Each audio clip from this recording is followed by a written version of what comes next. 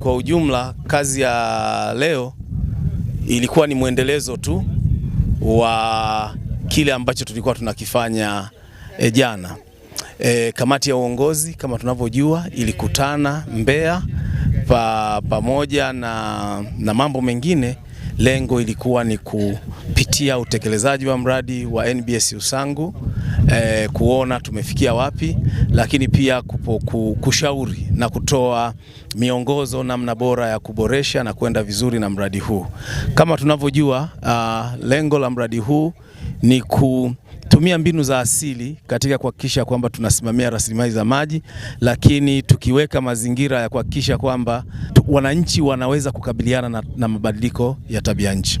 Kwa hiyo siku ya leo ilikuwa ni siku ya kutembelea uwandani kwa maana ya field, kuona nini hasa ambacho kimefanyika. Baada ya mawasilisho mengi ya jana, sasa tulitaka at least tujue kilichofanyika huku uwandani. Kwa hiyo kwa kweli kuna kazi kubwa sana imefanyika. Leo tumeenda eneo la mto Mlowo, ambalo eneo hili lilikuwa ni mto uliokuwa umepoteza kabisa mkondo wake wa asili. Ni mto ambao ulikuwa hauna njia yake, ile mkondo wa kupita haukuwepo kabisa, ulikuwa umetoka. Lakini baada ya jitihada za bodi ya maji ya bonde la Rufiji kupitia mradi huu, imeenda kuchimbua ule mto, tunasema kudabua ule mto na kuuchimbua na kuurudisha katika njia yake ya asili. Hii tulifanya kwa kushirikiana, bodi ilifanya kwa kushirikiana na jamii husika katika vijiji hivyo, kwanza kwa kufanya mikutano ya hadhara na kutambua maeneo ambayo yanatakiwa kurudishwa, ya mto kurudishwa mkondo wake. Na kwa kweli ni eneo kubwa limerudishwa, la mto limechimbuliwa, ambalo ni kilomita 9. Huu ni uwekezaji mkubwa sana, kwa sababu kilomita 9 kuchimba, kwa sababu unatumia excavator, mitambo mikubwa, na ni uwekezaji, watu wapo wanafanya kazi. Kwa hiyo ni uwekezaji mkubwa sana. Kazi hii imesaidia wananchi katika maeneo makubwa mawili matatu. Kwanza, eneo la kwanza, kudhibiti mafuriko. Na ndo dhana hasa ya mradi huu, kwa sababu dhana hii ya mradi huu lazima usaidie katika kukabiliana na mabadiliko ya tabia nchi. Sasa mafuriko, hizi extreme event, mafuriko ni moja ya issues zinazohusiana na mabadiliko ya tabia nchi.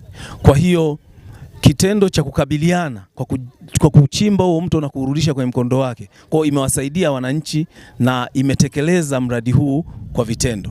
Lakini eneo la pili, haya maji yalikuwa yanapoteza njia na hayawezi tena kufika kule ambako tunahitaji yafike. Kwa hiyo yalikuwa hayafiki chini kwa ajili ya wakulima wa kule chini, hayafiki kwa ajili ya hifadhi ya taifa ya Ruaha, lakini pia kwenye mabwawa ya kuzalisha umeme.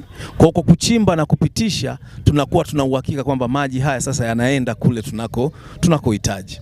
Kwa hilo ni eneo la kwanza, na hiyo tu ni mto mmoja tu ambao tumeutembea, lakini mradi huu utachimba au kurudisha kwenye mikondo ya asili jumla ya mito 5. Kwa hiyo utaona namna gani mchango huu utaweza kufanyika, mchango wa maji utakavyoongezeka katika mto wa Ruaha. Kabla ya mradi huu haujafika ndani, kijiji cha Mwatenga kilikuwa kinaingiliwa sana na mafuriko inapofika kipindi cha mwezi wa 3. Kwa hiyo kijiji ilikuwa ni bahari, maji yalikuwa yanaingia mpaka chumbani. Lakini mradi ulipofika, wananchi walishukuru pia kwa kuona mto umechimbwa na kijiji kimepona.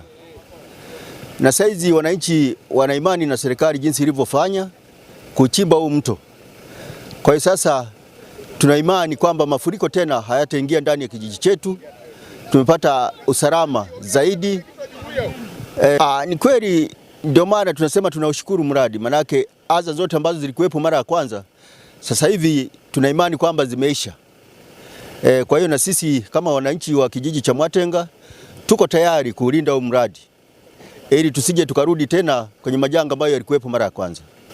Cha kuzungumza zaidi ni kwamba tumeona maji sasa yamerudi kwenye njia, kwa hiyo hayachepuki ovyo ovyo kama mara ya kwanza. Kwa hiyo ndio usalama ambao unaosema kama kiongozi kwamba usalama tumepata ndani ya kijiji chetu. Kupitia mradi huu ambao tumeletewa na watu wa bonde, imekuwa ni furaha kubwa kwetu sisi viongozi wa jumuiya. Ilikuwa hapo awali hata kuja kutembea, unapokuja huko Mwatenga inakuwa ni shida, kwa sababu wananchi wote wanakuonesha vizuri kwamba wewe labda ndio ulileta maji kwenye miji yao, kumbe ni mto ulikuwa umeshapoteza mwelekeo.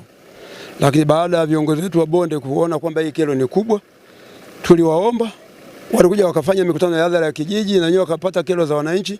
Kwa kweli tunashukuru Mwenyezi Mungu kwa ameleta zile mashine mbili kwa ajili ya kurudisha mto kwenye mkondo wake. Tunaamini kupitia tukio hili wananchi wa Mwatenga wataishi kwa amani na furaha tele kabisa. Kwetu sisi shughuli zetu sana sana ni kilimo.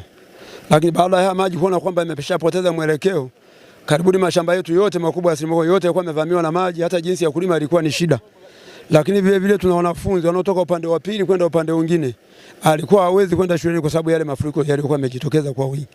Tunaamini kupitia sasa mradi huu kilimo kitaendelea kama kawaida na watoto watakwenda shule kama kawaida.